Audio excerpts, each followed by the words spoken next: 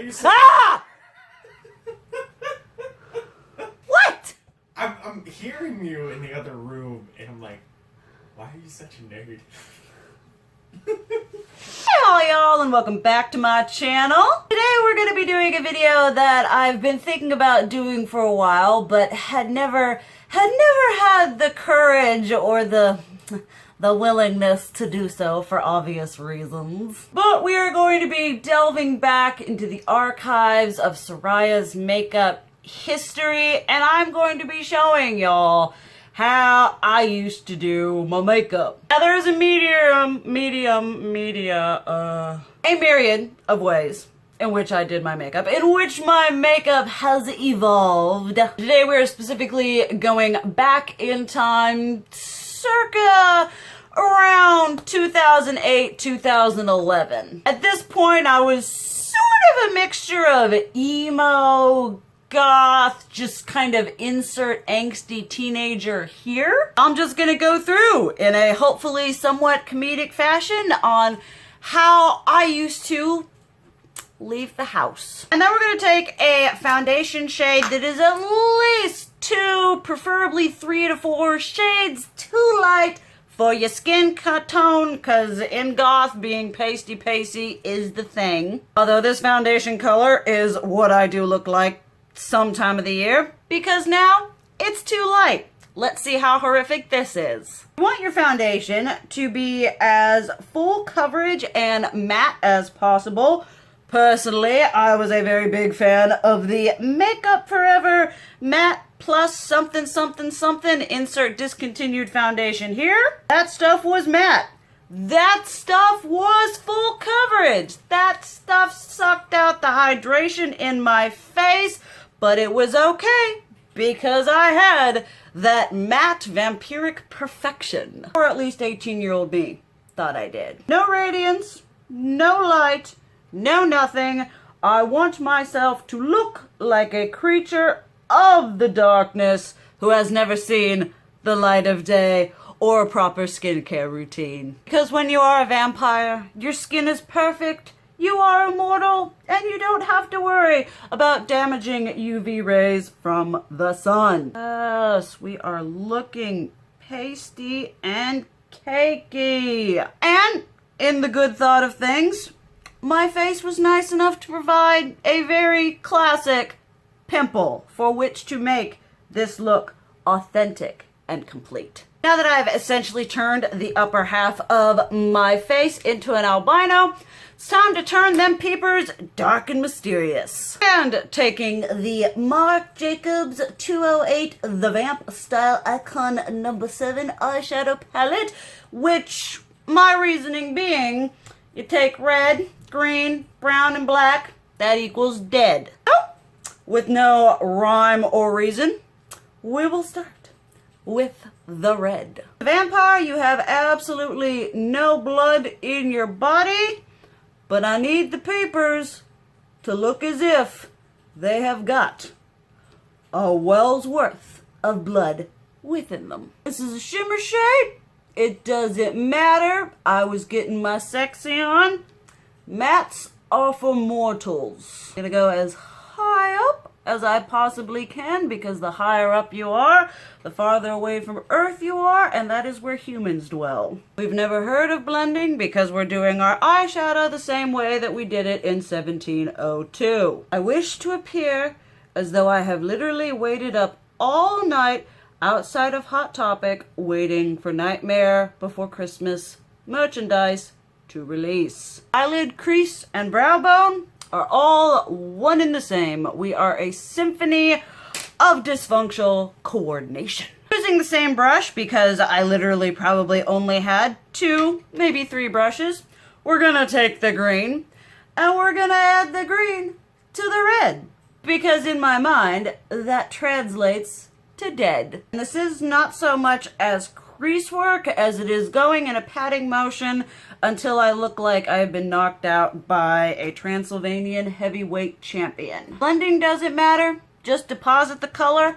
wherever you want it and hopefully it will work out. We are here for the aesthetic and for an overall impression, not for actual quality of work. I will not stop until I can see every texture of my eyelid. Harsh lines are fine because you are jagged and intricate, just like the broken mirror that you can't see your reflection in. And using that exact same brush, we're gonna tip on into that brown because we haven't gotten any new makeup brushes in this moment. And we're gonna pack that on like the dirt being loaded onto our coffins. Perfection. And we're gonna do the brown underneath my eye. Just ever so subtly until we are the mirrored reflection of a dehydrated raccoon. All out? No worries. It just adds to the edgy editorial look. Then finally, black as dark as our emo anguished souls, ever so gently into that last outer V, making me look like the cover of a My Chemical Romance CD. No point in cleaning up the fallout because it has already become a part of our identity and we've got places to go and people to haunt. If you use too much foundation, that is absolutely fine. It is just another layer, another barrier between you, the feelings, and your anguished soul. Make sure to cover your lips because vampires don't have lips. Concealer did not exist in 1702, but powder certainly did. Whether it was lead infused or not does not matter. And when it comes to being a vampire, matte is key. Point is to make ourselves even matter, even paler, even crustier, because a vampire's worth is weighed in the thickness of its foundation. A vampire I do not contour because contouring isn't goth, but blush I can handle. Going to want to take a shade consistent with a warm color of rust. Apply an unhealthy amount onto your brush, and not so much blush as carve out the under defines of your cheeks in an attempt to contour, but in a purely artistic and vampiric fashion. Sure to avoid the apples of your cheeks. And the best way to hollow out, make you look gaunt, tired, and like a complete moron. And for some depth and dimension, we're gonna go in with a purple blush. Very similar to NARS Sin, which was always thematically fitting for getting ready for some nighttime revelry. Once again, blending, optional. You want to appear from far away and up close, a splotchy, melodramatic mess. But in all of this, I have not been entirely lost, and a stark highlight is applied, because living is not cheap and you've got to get yourself a vampire sugar daddy. Highlight is applied not so much as a means to actually highlight as it is to give your dead, dying skin a sort of immortal sheen. Far away, you want to be seen as vaguely threatening and mentally unstable. The frosty pearlized look is always a crowd pleaser. And for lips, I wish to look like someone who has drunk from the sweet cup of damnation.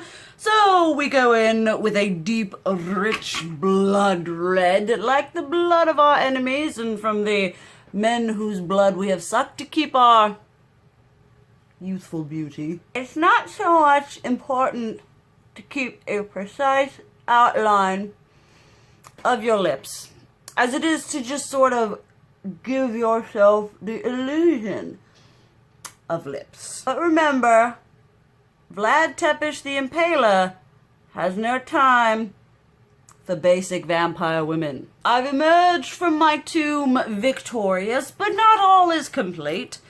We must henceforth complete the traditional raccoon eyes. Once again, precision has nothing to do with it. I simply want to have the epitome of angst, sorrow, and sadness personified within. Nerd. Really? My crappy makeup skills. At last we are glorious, a true vision to behold, a manifestation of the utter and pure complete rebellion against our parents, you know, parenting us. We have reached our final transformation. This is my ultimate form. Alright, hope you all enjoyed that little bit going on. My skin literally feels like it cannot breathe. I used to think this was the best way to step outside, whether it be morning or daytime, and you know, there is a part of me that I don't regret going out like this, because at the time, I was living what I thought was my best life, so no regrets there. Definitely let me know how you all used to do your makeup, whether you went through that goth phase, although I am somewhat in the goth phase. I am in a myriad of phases. I am a chameleon of aesthetic. I do not like just one. But let me know how you used to wear your makeup back in the day. Thank you guys so much for watching. I love you, and as always, keep it real. Mwah!